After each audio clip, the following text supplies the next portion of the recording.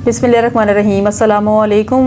NMA news के साथ में हूँ मुन्नज़रा। रुख करते हैं खबरों का। गजा में मुस्तकिल जंग बंदी की राह हमवार। हमास और इसराइल ने अमन मुआहिदे के पहले मरहले पर दस्तखत कर दिए।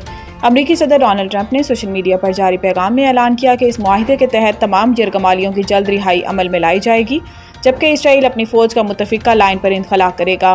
ट्रंप ने कहा कि यह अमन के तवील मुद्दती और पायदार सफ़र की पहली बड़ी पेशरफ्त है और तमाम फ्रीकैन के साथ मुनसिफाना बर्ताव किया जाएगा।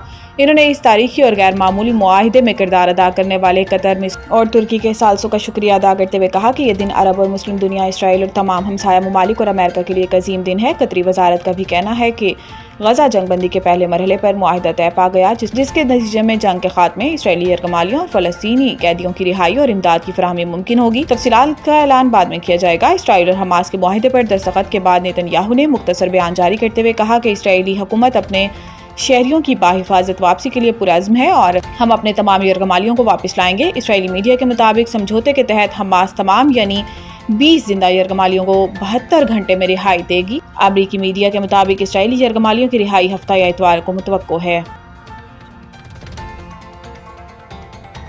IMF और पाकिस्तान के दरमियान स्टाफ लेवल मुआहिदे के सिलसिले में गैर मामूली पेशरफ्त।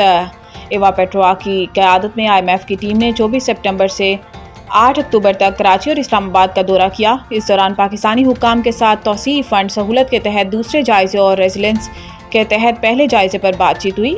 IMF एलामिया में कहा गया है कि प्रोग्राम पर अमल दरामद हुकूमत के वादों के मुताबिक जारी है। मुज़ाकरात में कई अहम अमूर पर पेशरफ्त हुई, जिनमें मालियाती नज़्म व ज़ब्त बरकरार रखते हुए सैलाब मुतासरीन की बहाली में मदद, अफरात ज़र को स्टेट बैंक के मुकर्ररा हदफ के अंदर रखने के लिए मोहतात मालियाती पॉलिसी शामिल है। तवानाई के शुबे में इस्लाहात और सरकारी इदारों के दायरा कार में कमी के साथ शफाफियत और गवर्नेंस को मजबूत बनाने पर भी बातचीत का हिस्सा है। IMF ने कहा कि पाकिस्तानी हुक्काम के साथ बकिया अमूर तय करने के लिए पॉलिसी सतह पर बातचीत जारी रखी जाएगी।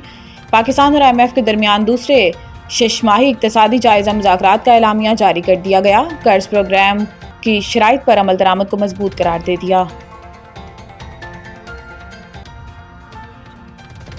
गवर्नर KP का अली अमीन गंडापुर के इस्तीफा पर शायराना तबसरा। गवर्नर खैबर पख्तूनख्वा फैसल करीम कुंडी ने कहा कि वज़ीर आला KP अली अमीन गंडापुर का इस्तीफा अब तक मौसूल नहीं हुआ।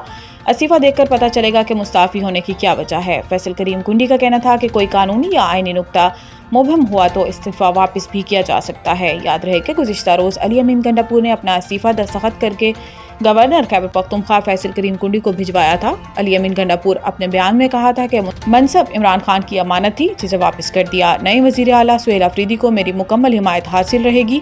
गवर्नर KP फैसल करीम कुंडी ने सूबे की मौजूदा सियासी सूरत हाल पर शायराना तबसरा करते हुए सोशल मीडिया पर लिखा, क्यों उदास फिरते हो सर्दियों की शामों में, इस तरह तो होता है इस तरह के कामों में।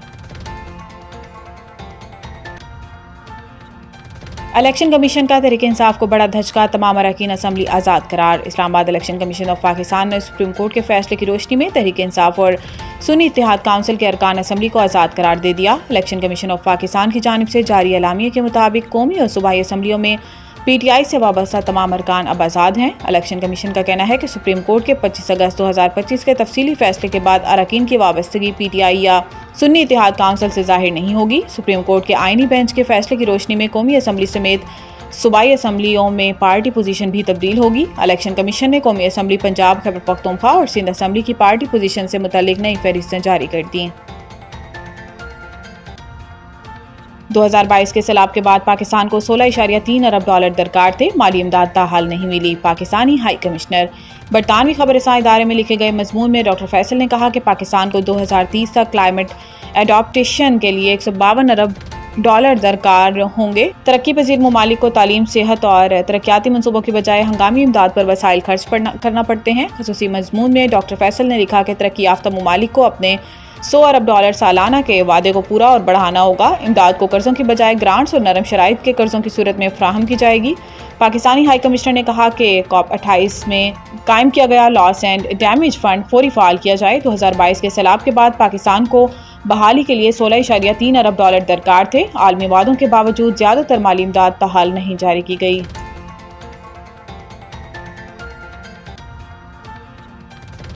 क्रिस्टियानो रोनाल्डो दुनिया के पहले अरबपति फुटबॉलर बन गए। गुज़िश्ता 2 दिहाइयों से ज़्यादा अरसे तक यूरोप के बड़े बड़े क्लब्स जैसे मैनचेस्टर यूनाइटेड और यूवेंटस में کھیلتے ہوئے 40 سالہ پرتگالی سٹار نے اپنی شہرت سے بھرپور فائدہ اٹھاتے ہوئے نائکی اور آرمانی جیسے برانڈز کے ساتھ اچھے خاصے نقد معاہدے کیے، لیکن موجودہ وقت میں یعنی اپنی کھیل کے اختتامی دور میں انہیں سب سے امیر کھیلوں کے افراد میں شامل کر دیا گیا، جب انہوں نے جون میں سعودی عرب کے کلب النصر کے ساتھ ایک نیا معاہدہ کیا جس کی رپورٹ شدہ مالیت $400 ملین سے زیادہ ہے۔